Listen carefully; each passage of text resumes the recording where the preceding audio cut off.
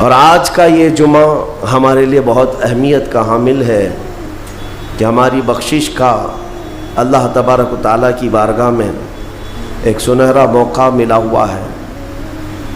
ہم سب کو آج جمعہ کے غروب سے پہلے توبہ کرنی چاہیے اور گڑ گڑا کر اپنی مغفرت کا سوال کرنا چاہیے، لیکن ساتھ ہی میرے عزیزو، حالات کے تناظر میں اس آخری جمعہ کو عالمی طور پر یوم بیت المقدس کے نام سے منایا جاتا ہے۔ ہر سال رمضان کا جو آخری جمعہ ہوتا ہے وہ یوم قدس ہوتا ہے، یوم القدس، بیت المقدس کی بازیابی کی یاد میں۔ اور اس کی عیسائی میں آج کا دن پوری دنیا کے مومنین مناتے ہیں۔ فادرز ڈے ہے، مدرز ڈے ہے، یعنی چلڈرنز ڈے ہے، پتہ نہیں کون کون سے ڈے ہے، لیکن بیت المقدس کا جو دن ہے وہ رمضان المبارک کے آخری جمعہ ہو۔ میرے عزیزو، آج مجھے بیت المقدس کے سلسلے میں آپ کو کچھ بیداری لانے کی ضرورت ہے۔ آپ یہ اگر سمجھتے ہو کہ ان سے ہمارا کیا تعلق ہے، وہ فلسطین کی بستی میں ہے، ہم یہاں ہندوستان میں ہیں۔ پوری دنیا کے مسلمانوں کا تعلق بیت المقدس سے ہے حدیث رسول کے مطابق، اور آپ کو وہاں کے حالات یوں سمجھ لیں کہ ایسی ہے کہ وہاں بخار چڑھے گا تو پوری کائنات کے مومنین میں بخار آنا ہے۔ وہاں کے حالات جو بھی تبدیل ہوں گے اس کا اثر پوری دنیا کے مومنین پر ہونا ہے۔ ہمارا رشتہ وہاں سے مضبوطی کے ساتھ جڑا ہے۔ وہ انبیاء کی سرزمین ہے۔ حضور پاک صلی اللہ تعالی علیہ وسلم کی کئی حدیثیں فلسطین اور بیت المقدس کو لے کر کے جو قیامت کے قریب ہونے والی ہیں، وہ بشارتیں بھی ہیں۔ میں تھوڑی سی تاریخ آپ کے سامنے رکھوں میرے عزیزو۔ آج وہ بیت المقدس جو مومنین کا قبلہ اول رہا، 17 مہینے تک میرے آقا صلی اللہ علیہ وسلم خود بیت المقدس کی طرف منہ کر کے نماز پڑھتے رہے۔ پھر مدینہ طیبہ میں بیت المقدس کی بجائے قبلہ تحویل ہو گیا خانہ کعبہ کی طرف۔ اس بیت المقدس میں روایات کے مطابق 30,000 کے قریب انبیاء اکرام علیہ السلام آرام فرما ہے۔ 30,000 کے قریب انبیاء اکرام وہاں پر دفن ہیں۔ اور قرآن جس کے بارے میں کہتا ہے الذی بارکنا حولہ، سبحان الذی اسری بعبدہ لیلا من المسجد الحرام الی المسجد الاقصی الذی بارکنا حولہ، پاک ہے وہ ذات جس نے اپنے بندے خاص کو، اپنے نبی کو سفر کرایا معراج کا، مسجد حرم سے مسجد اقصی تک۔ مسجد اقصی کا ذکر آیا ہے 15ویں پارے کے شروع میں، اور مسجد اقصی تک سفر کرایا۔ کون سی مسجد؟ اللہ فرماتا الذی بارکنا حولہ، جس کے ارد گرد ہم نے برکتیں رکھی ہیں، جس کے ارد گرد برکتیں رکھی ہیں۔ آپ یہ سوچ رہے ہیں کہ بیت المقدس کو جاننا کیوں ضروری ہے؟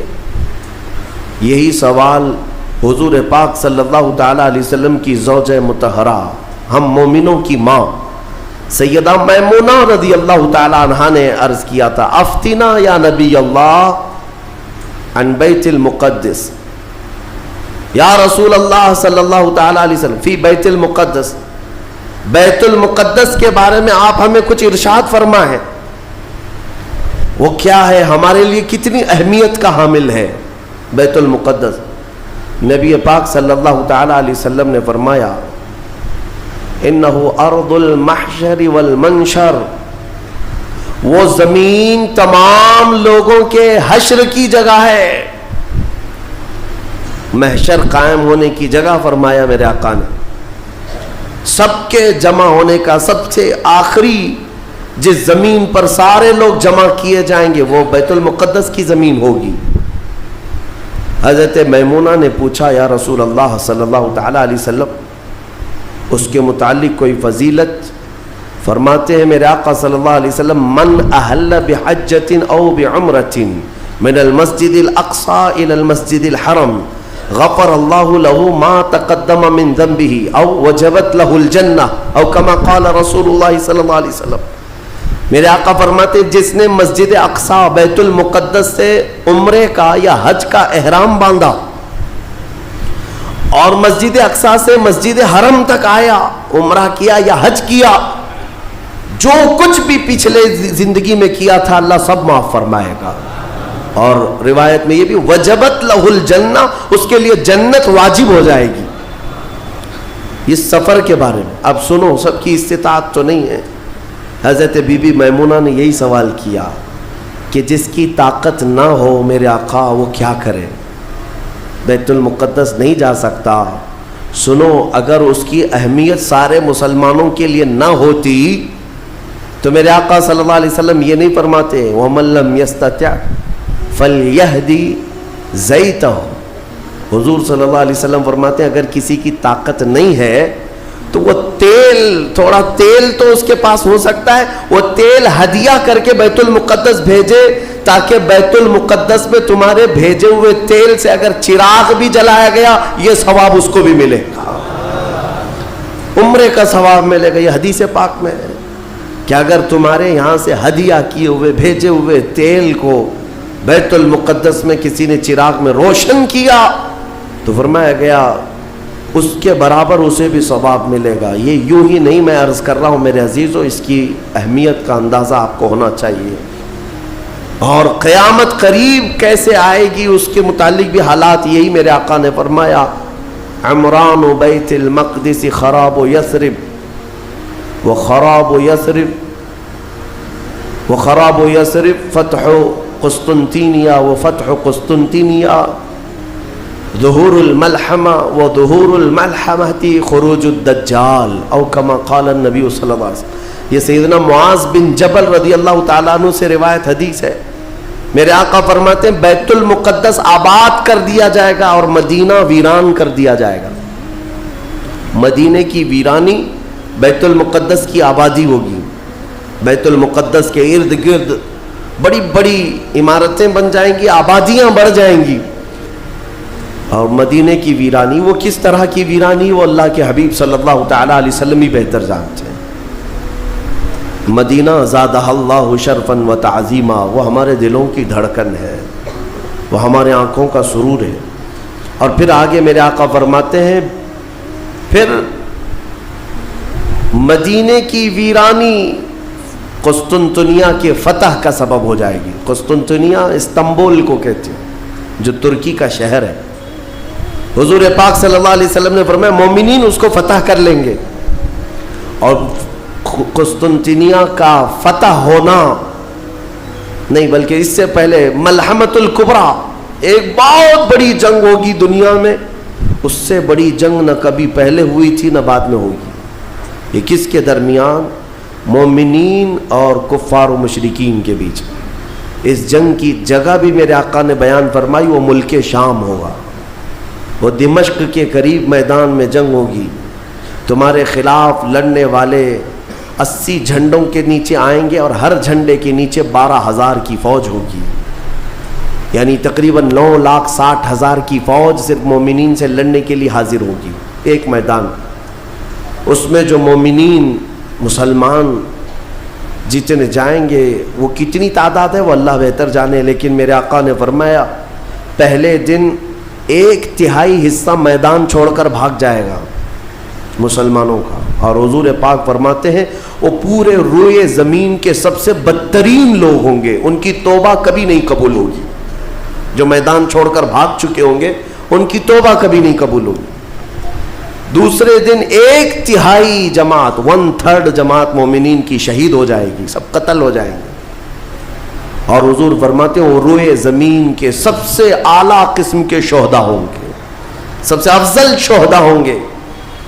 اور میرے آقا صلی اللہ علیہ وسلم فرماتے ہیں 1/3 حصہ مسلمانوں کا باقی ہوگا، اللہ رب العزت اسی ٹکڑے کو فتح عظیم عطا فرمائے گا، فتح سے ہمکنار ہوں گے. اور اس کے بعد قسطنطنیہ فتح ہوگا. قسطنطنیہ فتح ہوتے ہی دجال ظاہر ہو جائے گا، دجال کا خروج ہوگا پوری دنیا میں. لیکن یہ بڑی جو علامتیں میرے آقا نے بیان فرمائی کہ دجال کا ظاہر ہونا، اس بڑی جنگ کا ہونا، یہ قسطنطنیہ کا فتح ہونا، ان سب کی اسٹارٹنگ کہاں سے ہوگی؟ وہ بیت المقدس سے۔ اس لیے بیت المقدس کو سمجھنا ہمارے لیے بہت ضروری ہے۔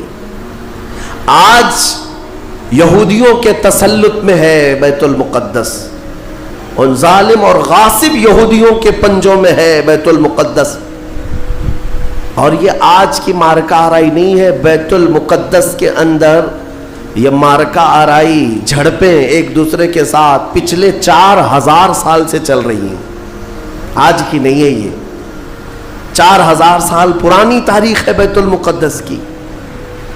اور بیت المقدس جو آج فلسطین کی سرزمین پر واقع ہے، جس شہر میں وہ واقع ہے اس کو یروشلم کہتے ہیں، اور یہ حضرت ابراہیم علیہ السلام کا آباد کیا ہوا ہے۔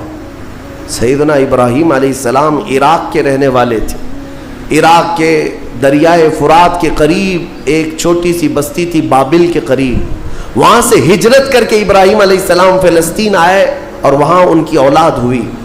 ابراہیم علیہ السلام پوری دنیا میں 2 مقدس سرزمینوں کو آباد کرنے والے نبی ہیں۔ حضرت ابراہیم علیہ السلام سے ایک بیٹے پیدا ہوئے، اسحاق علیہ السلام۔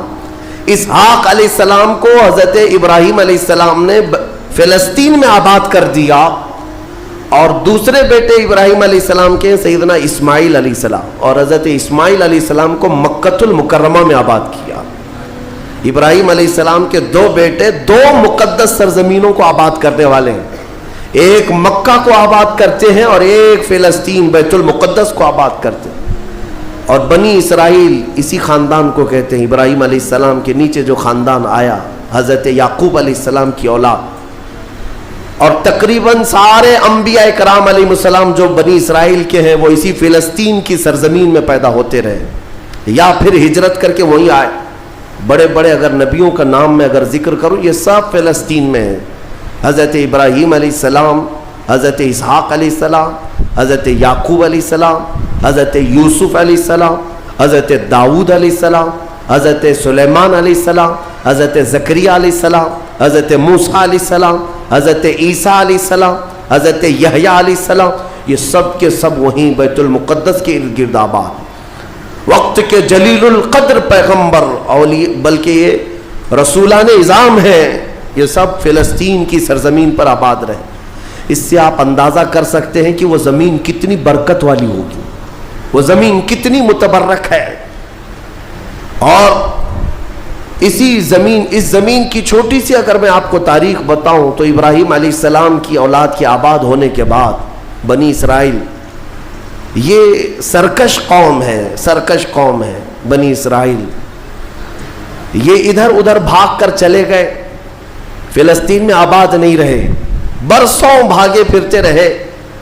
پھر موسیٰ علیہ السلام کا جب زمانہ آیا تو اللہ تعالیٰ نے آپ کو حکم دیا، اے موسیٰ آپ اپنی قوم کو لے کر اس ارض مقدس میں جائیں، مقدس سرزمین، قرآن میں بھی اللہ نے اس کو مقدس سرزمین فرمایا، یا قوم ادخلوا الارض المقدسہ۔ موسیٰ علیہ السلام نے کہا ہے میری قوم چلو مقدس زمین پر جاتے ہیں، اور پیٹ پھیر کر بھاگنا مت ورنہ خسارے میں آؤ گے، نقصان میں آؤ گے۔ جو اس مقدس سرزمین سے پیٹ پھیر کر بھاگے گا وہ بڑے گھاٹے میں رہے گا، قرآن کا فرمان ہے۔ ان کی قوم جو ہے موسیٰ علیہ السلام کی، اس نے جواب کیا دیا جانتے ہیں؟ بیت المقدس کی طرف موسیٰ علیہ السلام بلا رہے تھے تو وہاں ایک دوسری قوم آباد تھی، قوم عمالقہ۔ وہ اونچے چوڑے لوگ تھے، بڑے ہٹے تگڑے لوگ تھے۔ موسیٰ علیہ السلام کی قوم گھبرا گئی اور کہا کہ ہم نہیں آئیں گے۔ قالوا انا لن ندخلها ابدا ما داموا فيها، جب تک یہ قوم اس زمین پر ہے ہم نہیں آئیں گے، ہم نہیں آئیں گے۔ موسیٰ علیہ السلام بلانے لگے، چلو ان سے لڑائی کریں گے، اللہ تعالیٰ فتح عطا کرے گا۔ تو انہوں نے کہا اذهب انت وربك فقاتلا انا هاهنا قاعدون، موسیٰ آپ اور آپ کا خدا جا کر اس قوم سے لڑے، ہم بیٹھ کر دیکھیں گے لڑائی کیسی ہوتی ہے۔ ان کی قوم کا جواب یہ تھا۔ تو موسیٰ علیہ السلام نے اللہ رب العزت کی بارگاہ میں اپنا عذر پیش کیا تو رب تعالیٰ نے فرمایا اللہ تعالیٰ نے اب سزا کے طور پر اس قوم کے اوپر فرماتا ہے فَإِنَّهَا مُحَرَّمَةٌ عَلَيْهِمْ 40 سَنَةً يَتِيهُونَ فِي الْأَرْضِ. اب 40 سال تک ان میں کا کوئی بندہ اس مقدس سرزمین پر داخل نہیں ہو سکے گا. اللہ نے حکم فرمایا 40 سال ان پر یہ زمین حرام کر دی گئی, وہی بنی اسرائیل پر اندر آ نہیں سکو گے اس بیت المقدس پر. اور اس کے بعد رب تعالیٰ نے فرمایا یہ بھٹکتے رہیں گے 40 سال.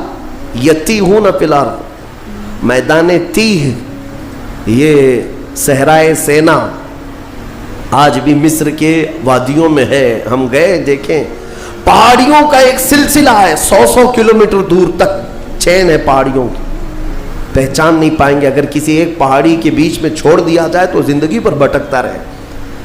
تو اس بنی اسرائیل کو ان پہاڑیوں کے بیچ میں چھوڑ دیا گیا, ان کو راستہ نہیں ملتا تھا. کب تک؟ 40 سال تک راستہ نہیں ملا, بھٹکتے رہے بھٹکتے رہے.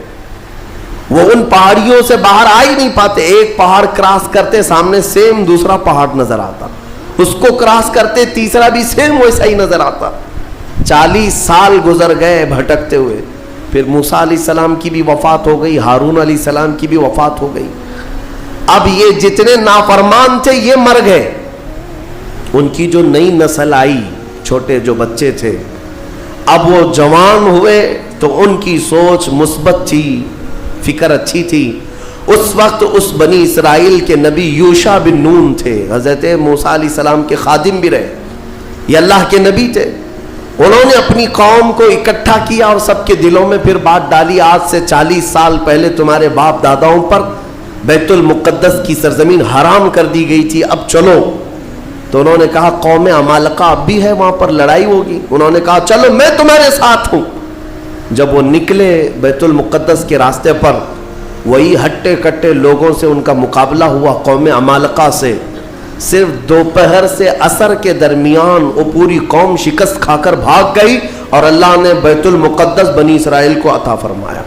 اللہ کے حکم پر اگر چل کر کے دیکھا ہوتا, یہیں بیٹھ کر کے ارے وہ بڑے تگڑے لوگ ہیں, اونچے لوگ ہیں, یہ بنی اسرائیل کی عادت ہے. پھر اللہ رب العزت نے انہیں وہاں پر قرار دیا بیت المقدس. یہ یہودی کہلا ہے, یہودی ایمان والے یہودی تھے جو بیت المقدس میں آباد تھے, برسوں تک رہے. اس کے بعد پھر حضرت عیسیٰ علیہ السلام کا ظہور ہوا, آپ کی ولادت ہوئی. عیسیٰ علیہ السلام کے ساتھ ان یہودیوں نے بڑی بدتمیزیاں کی ہیں, ان کے قتل کا بھی منصوبہ بنایا, ان کی ماں پر الزام لگائے. یہودی بڑی بدماش قوم, اور انہوں نے تقریباً 10,000 نبیوں کو قتل کیا ہے, اللہ کے نبیوں کو قتل کرتے تھے. اب اللہ رب العزت نے قرآن میں جن کے بارے میں فرمایا غضب اللہ علیہم, اللہ کا ان پر غضب ہے, اللہ کا ان پر غضب ہے, آج بھی غضب ہے, غضب ہے. تھوڑے دن ان کے ازدہار کے آتے ہیں, ترقی کے آتے ہیں, تو دنیا کو ایسا لگتا ہے پوری دنیا کے بادشاہ یہی ہیں. پھر رب تبارک و تعالیٰ انہیں اوندھے منہ پھر گراتا ہے. ذلت ان کا ساتھ قیامت تک نہیں چھوڑے گی, قیامت تک نہیں. انہوں نے انبیاء کا قتل کیا اور بیت المقدس میں آباد رہے. تو پھر ایک بادشاہ ایسا آیا عراق کا, بخت نصر نام تھا, وہ آ کر کے بیت المقدس پر ایسا حملہ کیا, ایسا حملہ کیا کہ اس نے ہزاروں یہودیوں کو قتل کیا اور بیت المقدس کی عمارتیں توڑ پھوڑ کر رکھ دی. جو حضرت سلیمان علیہ السلام کے زمانے میں عمارت بنی تھی بیت المقدس کی. ہاں یہ بھی میں بتا دوں اس کی تاریخ کیا ہے. حضرت سلیمان علیہ السلام بادشاہ تھے, اللہ تعالیٰ نے حکم دیا کہ تم تعمیر کرو. تو بیت المقدس جب تعمیر کرنے لگے تو کس کی مدد سے؟ جنات کی مدد سے آپ تعمیر کر رہے تھے. سارے جنات کو کام پر لگا دیا تھا اور سارے جن صبح شام دوپہر کام پر لگے تھے اور مسجد بنا رہے تھے بیت المقدس. اور اتفاق ایسا کہ حضرت سلیمان علیہ السلام سے وہ خوب خوف کھایا کرتے تھے. جب تک آپ کھڑے رہتے کام کرتے, اگر سلیمان علیہ السلام چلے جاتے تو سب بھاگ جاتے تھے, کام چھوڑ کر بھاگ جاتے تھے. تو سلیمان علیہ السلام اپنا عصا لے کر کے کھڑے رہے اور کام کرانے لگے. اب اتفاق ایسا ہوا کہ سلیمان علیہ السلام दिन में भी नहीं जा रहे, रात में भी नहीं जा रहे, खड़े ही खड़े हैं और दिन रात उनका काम चालू है। लेकिन हुआ ये था कि सुलेमान अलैहिस्सलाम की वफात हो चुकी थी, खड़े खड़े आपका इंतकाल हुआ है हजरत सुलेमान अलैहिस्सलाम का, और अपने आसा के सहारे खड़े रह गए इंतकाल के बाद भी। ये सिर्फ और सिर्फ नबुव्वत की शान है, ये सिर्फ नबियों की शान है। कुरान में है, अल्लाह ताला ने फरमाया फलम्मा तबय्यनतिल जिन्न, जिन्नत को कब मालूम हुआ पता है? दीमक ने हजरत सुलेमान अलैहिस्सलाम की लकड़ी को खा लिया। ये जो असा था दीमक खा गई, दीमक खाने की वजह से लकड़ी टूटी। तो लकड़ी टूटने के बाद हजरत सुलेमान अलैहिस्सलाम जमीन पर आ गिरे। तब जिन्नात को पता चला इनका तो कब के इंतकाल हो चुका है, और उस वक्त तक बैतुल मुक़द्दस की तामीर हो चुकी थी। जिसको रिवायात में हैकल सुलेमानी भी कहा गया है। बैतुल मुक़द्दस, हैकल सुलेमानी, ये अलग अलग विवादित जो मामलात हैं, मैं उसको फिर कभी अर्ज करता हूँ। ये तामीर मुकम्मल हुई और वही यहूदियों के लिए मुक़द्दस जगह, और बख्त नसर ने जिसको तोड़ा वही हैकल सुलेमानी था। और उसके नीचे बहुत सारी इनकी मुक़द्दस किताबें जिससे जादू करते थे वो सब दफन कर दी गई। सुलेमान अलैहिस्सलाम की कुर्सी वो भी दफन कर दी गई। आज भी ये यहूदी जो खुदाई कर रहे हैं उसी कुर्सी को तलाश करने के लिए, अपनी बाक़ियात, वो जादू की किताबें तलाश करने के लिए आज भी ये खुदाई कर रहे हैं बैतुल मुक़द्दस के इर्द गिर्द। और ये जो थर्ड टेम्पल कहते हैं, तीसरा मंदिर तामीर होना है, वो थर्ड टेम्पल का मतलब यही हैकल सुलेमानी को उन्हें बनाना है, बैतुल मुक़द्दस को हदम करके, मुनहदिम करके। ये जो मस्जिद अक्सा है इसको ख़त्म करके इन्हें वहाँ पर थर्ड टेम्पल बनाना है, ये इनका ख्वाब है। यहूदी वहाँ से कत्ल हुए, ईसाइयों का कब्ज़ा आया। ईसाई तकरीबन 300 साल तक आबाद रहे। फिर एक बादशाह आया, ईरान का बादशाह था खुसरू, उसने बदला लिया और उसके बाद यहूदियों को फिर से आबाद किया। फिर उसके बाद टाइटस नाम का एक ईसाई बादशाह आया, उसने फिर दोबारा बैतुल मुक़द्दस पे हमला किया। उसने करीब 1 लाख के करीब यहूदियों को फिर कत्ल किया। ये कत्ल कौन कर रहा है? ईसाई यहूदी, और दहशतगर्द कोई और है। हाँ, पहले जमाने के दहशतगर्द हैं ये, पुराने दहशतगर्द। एक साथ जेनोसाइड करना, जो नस्ल कुशी करना, ये या तो ईसाइयों का काम है या यहूदियों का काम है। इनको कब्जा मिलता था तो उनको मारते, उनको कब्जा मिलता तो इनको मारते। टाइटस ने पूरा तबाह कर दिया। फिर बैतुल मुक़द्दस में उसने गलाजत डाल दी, कचरे डाल दिए। बहुत कुछ बर्बाद करने के बाद यहूदी वहाँ से निकल गए। फिर मेरे अजीज़ों, वो ईसाइयों का तसल्लुत वैसा ही बरकरार रहा। कब तक? जब तक सैयदना उमर इब्न